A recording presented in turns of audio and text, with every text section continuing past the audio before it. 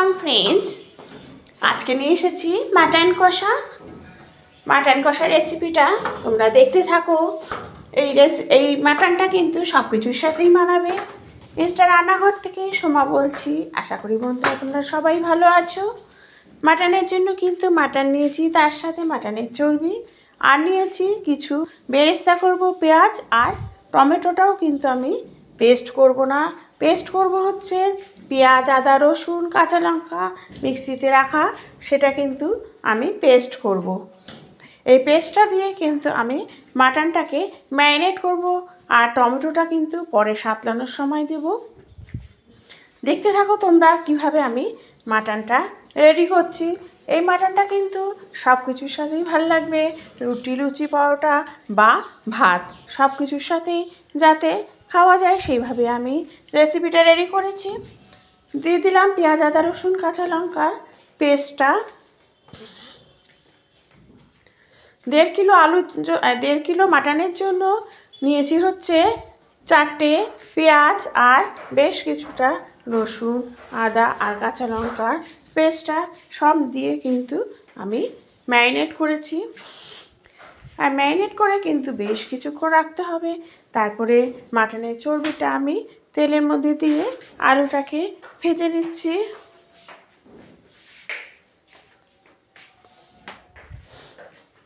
আলুটা কিন্তু একটু নুন আর হলুদ দিয়ে ভালো করে ভেজে নিতে হবে।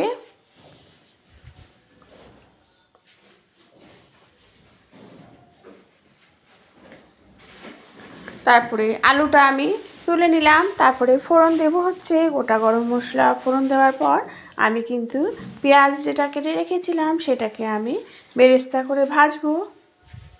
আর মাটনে যদি বেরেস্তা দেওয়া হয় তাহলে কিন্তু খেতে তার দ্বিগুণ বেড়ে যায় স্বাদ।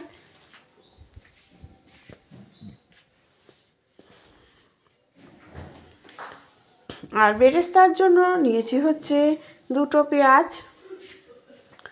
পেঁয়াজ ঝিরিঝিরি করে কেটে নিয়েছি। তার মানে মোট হচ্ছে 6টা পেঁয়াজ লেগেছে 1.5 কিলো মাটনের জন্য।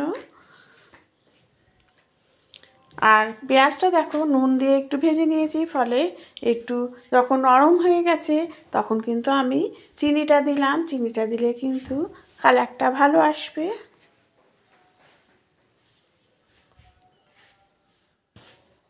বেরেস্তাটা আমি তুলে রাখলাম। তারপরে আবার একটু ফোড়ন দিলাম, এলাচ দারচিনি একটু শুকনো লঙ্কা। ফোড়নটা দেওয়ার পর আমি কিন্তু যে ম্যারিনেট করা মাটনটা আছে সেটা কিন্তু আমি দিয়ে দিচ্ছি। দিয়ে এবার কিছুই না, এবার কিন্তু কিছু মশলা দিতে হবে।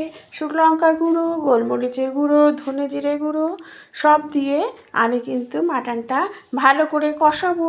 মাটনটা কষানোর সময় আরেকটু চিনি দিলাম, বেরেস্তাতেও চিনি আছে, এমনকি মাটন কষানোর সময় আমি আরেকটু চিনি দিয়ে দিলাম।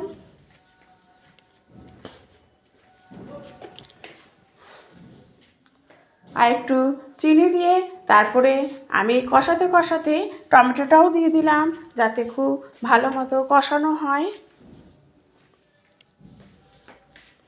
ঠিক মাটনটা যখন কষানো হয়ে যাবে তখনই কিন্তু টমেটোটা দিতে হবে।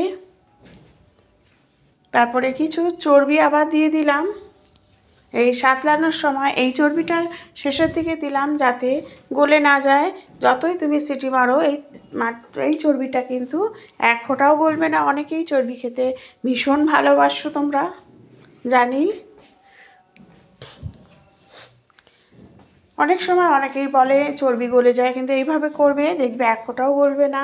দিয়ে দিচ্ছি হচ্ছে শাহি গরম মশলার গুঁড়ো দিয়ে।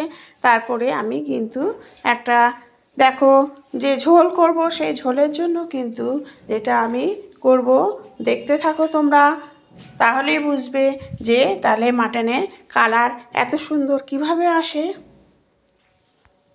লিকার করে এমনি প্রেশারে বসিয়ে দিয়েছি, যে জলটা সেটা দিয়ে সিটি মারবে। সবই তো রেডি, শুধু 6টার মতো সিটি মেরে রেখে দেবে। সব কিছু দিয়ে ব্যাস রেডি হয়ে গেল মাটন কষা। Thank you.